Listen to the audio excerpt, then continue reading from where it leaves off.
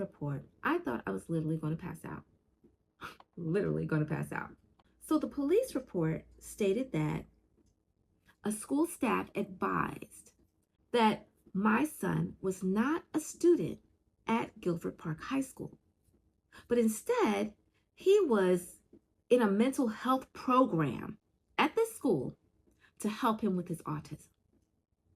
That, I swear to you, I have a copy of the report, is what it says. I was so unbelievably floored. I just could not believe that that was said.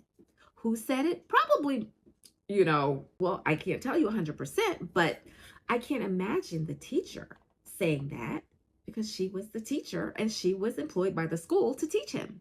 Then I looked at the hospital report, and the hospital report stated that a staff advised that basically the home was the problem. So the plan was for them to contact CPS, and they were going to recommend a residential. That sounds like something that was rigged by Howard County. Why?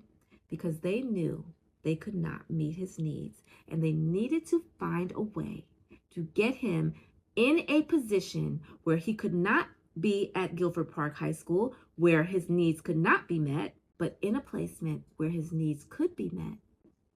That way, their hands were wiped clean because we met his needs. Interestingly, and this is just so insane, about a week or so before that incident, I received an email from Ms. Gunshore stating that my son would be starting the Strawbridge School on March the 4th, and bus services were being arranged. Now, we had already determined that the Strawbridge School was not a good placement for him.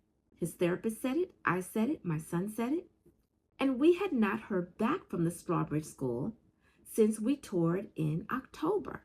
So now all of a sudden, 3 to 4 months before his graduation date, they have a placement for him? When I did the tour, there was a concern about him transitioning so much. So now we're going to transition him from the public high school to the non-public school, where his first initial trauma began when he was removed from his high-functioning class to a class with one peer that cursed all day. You want to send him back there? This was wrong. This was wrong. This was a predetermined placement. There was no IEP to discuss this change. I mean, no IEP. There was supposed to be an IEP for any change that takes place that is not on his current IEP. No meeting, no discussion, no contact with me, nothing asking me any questions about anything, nothing to inform me ahead of time. It was just an email. This is where he's going. Like it or not, March 4th, we'll have a bus there to pick him up. On the morning of March 4th, my family and I were on a plane traveling nearly 1,500 miles away, so my son could attend a public school program that would respect him and provide him the services that are on his IEP. We traveled this distance simply so my son could receive FAPE. FAPE is a standard requirement for every public school system in this nation, as per the U.S. Department of Education. It is a federal law that every public school system provide its students with a free and appropriate public education.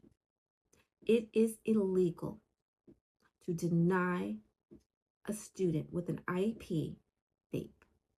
Yeah, his education was free, but it was far from appropriate.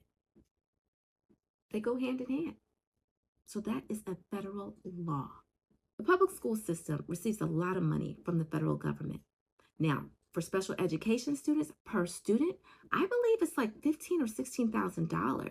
Don't quote me, but it's a pretty nice chunk of change.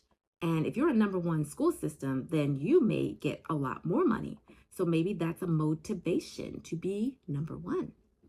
That makes me wonder, because during that time that my son was not in school, from July up until January of 2024, where did that money go? The money that was allotted for him, where did that money go? And when we left, where did the remaining portion of that money go? It's interesting because it sounds like a misuse of federal funds to me. And it's so funny because I filled out a whistleblower complaint. And just to tell you how crazy this whole system is, I was the whistleblower, but the whistle was blown on me because my email was actually forwarded back through the system to Howard County. So crazy. Once I sent this email as this whistleblower, emails just kept opening left and right from both Bancroft and Howard County. Boom, boom, boom, boom, boom, all over the place. And then I sent an email to the lady who I had spoke with regarding the whistleblower complaint. And I asked her, did you forward my email to anyone?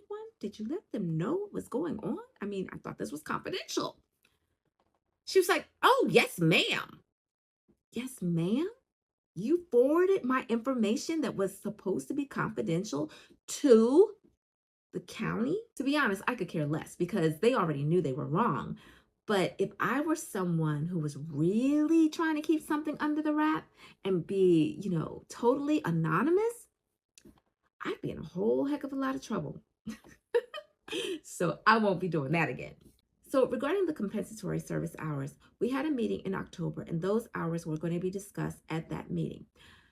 This was initially supposed to be provided to me by September 15th, but it wasn't. I requested that this is something that we talked about because I wanted to make sure my son was granted all of his compensatory hours that he was entitled to. So at this meeting, it was planned that this was going to be a part of the discussion. However, Ms. Gunshaw was not prepared, and she was like, I'm just really not prepared. I had so much going on. And I was very kind about it. And I said, okay. She said she'll get it together and she'll contact me. We'll get another meeting. That meeting didn't take place until February of 2024. And when we had that meeting, my son was denied all of the educational services that he was entitled to from the time he left school in July up until October 8th. Even when he started school, the amount of hours that he received doesn't reflect what he should have gotten because he totally did not get his hours. But when I tried to use those compensatory hours, there was a delay. As recent as May 2024 and July 2024, I had requested to use these hours because they expire in 2026. So I wanted to get started with using them, especially with the summer coming up. I wanted him to take advantage of some programs and whatnot. And I got no response. And the response that I did get was so delayed that by that time, the program was filled. So they didn't have any space for him. So I sent another email regarding another service I was trying to get. No response. Everything was literally just delayed. So if we don't start using those hours soon, they're going to expire before we even have an opportunity to use it. The response, even to date, is so slow. And even when we relocated Howard County, they just abruptly discontinued his service hours that he was using to get therapy. In the midst of that whole transition to another state and starting another school and all of that change, he was without his therapist for 2 months. And he struggled a lot during that time. So finally, the services were restarted back, but it's just like dangling a carrot in front of the bunny. You can have the services. Nope, you can't have it. You can have the nope. So that's what it feels like. Just for completion's sake, I think it's only fair for me to provide you with the findings from my complaints. Let's start with the Maryland State Department of Education.